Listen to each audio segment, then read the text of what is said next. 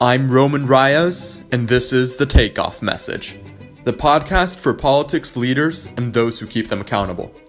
With the unraveling of democracies and the erosion of human rights worldwide, we need leaders willing to stand for principle, not just personal ambition, to secure a future of peace, justice, and freedom.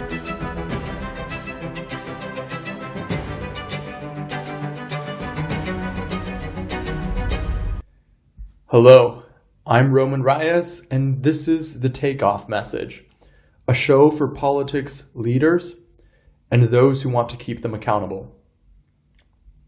This isn't just a show about politics. It's a show about how to be a better citizen.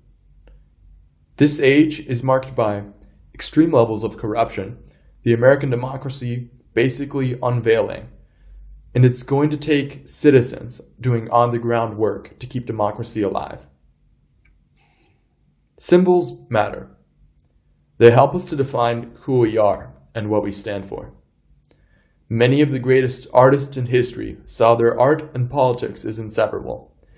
Yet, when it comes to political movements, society has a limited attention span. Public discourse should be aimed to affect policy change rather than simply elevate symbolism. As charitable students of America pointed out on their Instagram, 20 million people posted black squares on their Instagram, but less than 9 million have signed Breonna Taylor's petition. Black Lives Matter is not a trend, yet people treat it as such. On June 8th, Democratic lawmakers wore kente cloths and kneeled in silence for 8 minutes and 46 seconds in memory of George Floyd, who was brutally murdered by a police officer kneeling on his neck.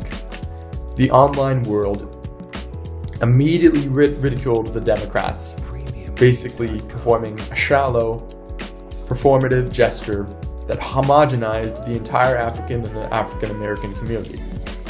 What does George Floyd have to do with the Ashanti tribe of Ghana and Togo? Ironically, the kente cloths worn by Democratic politicians were historically worn by rich Africans known to be slave owners and slave traders themselves. Hardly an appropriate choice for a vigil. Time and time again, I see the same supposed progressives behave in ways that are paramount to the white savior complex, a phenomenon best illustrated in Rudyard Kipling's notorious poem, The White Man's Burden. The poem calls upon white explorers to ally with black or brown communities to save them from lives of ignorance and backwardsness. This labor is the burden that white Europeans, as the privileged nation of the world, must undertake.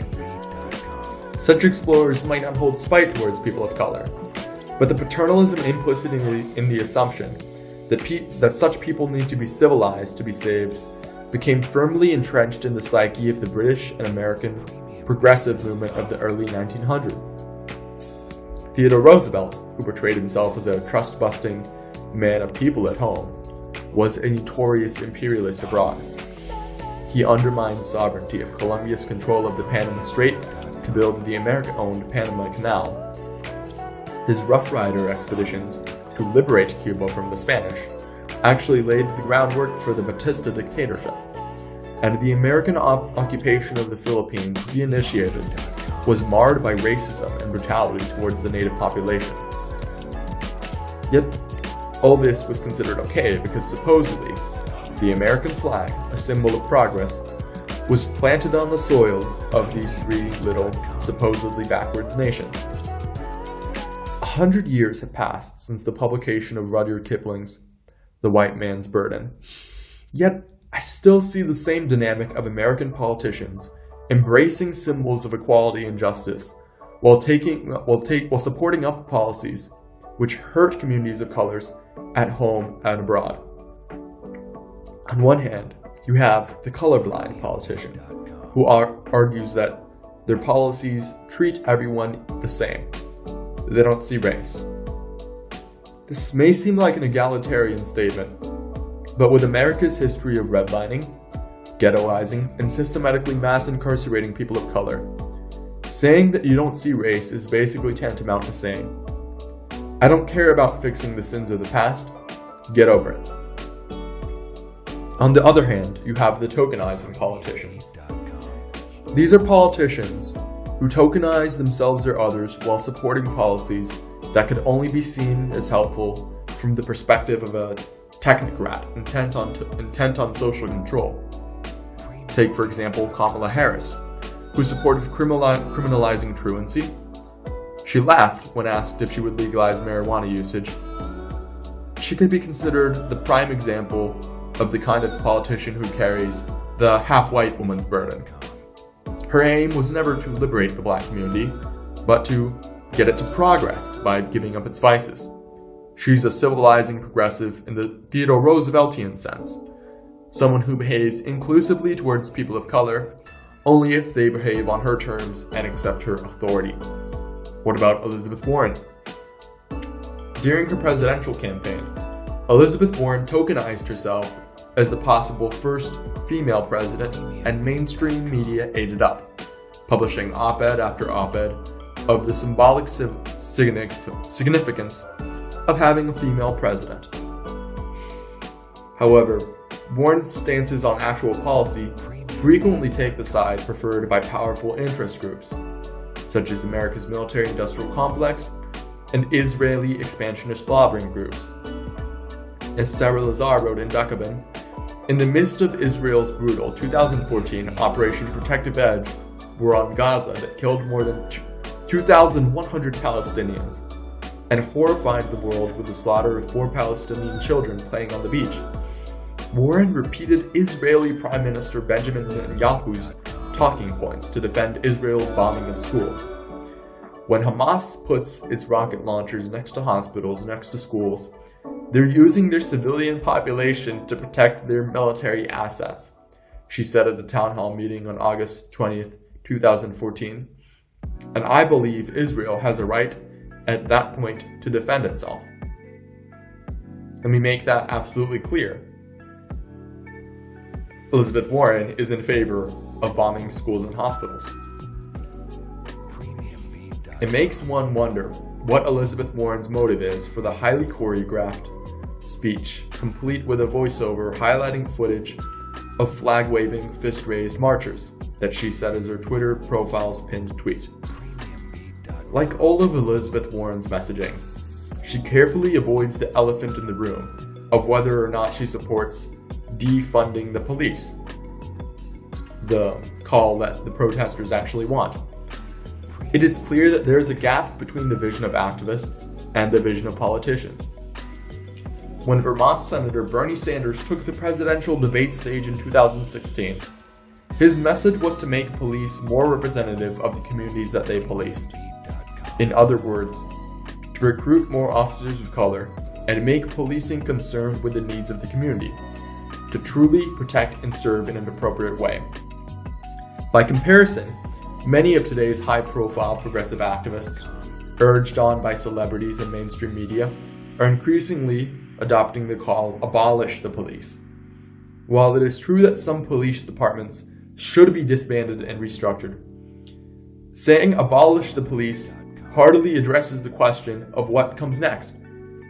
For most, abolish the police is simply another symbolic slogan. Most people, that is. In her article, yes, we mean literally abolish the police, Mariam Kaba advocates for a utopian vision. This is in the New York Times, by the way. She basically advocates for a utopian vision in which policing is unnecessary because the money that is allocated to policing will instead be allocated to social welfare states that will somehow completely eliminate the presence of crime in society. In my opinion, abolishing the police seems more likely to bring about an even more dystopian system, in which private guards and militias become accountable only to those with the money to hire them. Residents of cities like Detroit have already begun hiring private guards to essentially act as a police force for their neighborhoods. The test of history gives social movements another required question than just conviction. And that is the question of direction. Will we become distracted setting up, police-free autonomous zones like the one in Seattle, or will public discourse refocus on specific policies to make policing safe for American citizens? Anarchy and the current militarized police state are two extremes that ought to be avoided. My friends who live in and near Chicago know that abolishing the police for good would be counterproductive, if not catastrophic. From what I've seen, it's people who live in relatively safe areas that are adopting the call, abolish the police. I wonder how the picture would change if instead of giving attention to those with the most dogmatic slogans and most social media clout, the media instead would pay attention to people like Black, Hispanic, and Asian small business owners, or women of color who work around men. I wonder if they think abolishing the police is a good idea. The more that activists rely on slogans such as abolish the police, the more opposition will arise from people who want to hijack the entire movement. The Black Lives Matter movement must aim not only to be successful, but impactful. And for this, activists must make it imperative to educate themselves and their followers on policy. Abolishing all police is not a tenable, nor a desirable goal, but the policies advocated by 8 Can't Wait, banning chokeholds and strangleholds, requiring de-escalation, requiring warning before shooting, the exhaust of all alternatives before shooting, a duty to intervene when other officers are misusing their power, banning shooting at moving vehicles, establishing a clear and well-defined use of force continuum for each police weapon and tactic, and requiring comprehensive reporting of uses of force are enactable and crucially needed reforms for ending the patterns of brutality and mass incarceration that have become ingrained in the system. The House Reform Bill, sponsored by Karen Bass, makes a good start in curbing the use of excessive force. However, with the bill heading towards gridlock and certain death in the Senate, it's going to be up to grassroots activists to keep law enforcement accountable. There is a silver lining to the Senate gridlock, and that is that it should make people look for ways to enact change where it has an even more direct impact, the local level. This will not be done by imitating high-profile talking heads and towing the line of Democratic Party elites, but instead by listening to members of the community, making informed decisions in local elections, and taking part in civic life through events like city town hall meetings. Police community engagement initiatives should not automatically be written off as propaganda, but they should be viewed with scrutiny. The goal of this movement must be to remove the antagonism that we see in the current system with a state of healthy skepticism, police and community watching each other. Activists must press for the establishment of citizen oversight boards of police departments, and local police forces must hold themselves accountable by removing bad officers. National level reforms are critically important, but they will not solve everything. People of color and citizens who are generally concerned with community well-being must join law enforcement themselves to change the culture of policing from being one of predatory policing to one of democratic policing, demanding transparency, accountability, and representation, the same attributes that are needed to restore democracy itself, will also make America's police less likely to commit the horrid violence that we saw in the case of George Floyd, and more able to serve the community. It's going to take a little more work than posting black squares on Instagram. This has been the Takeoff Message from Roman Riots.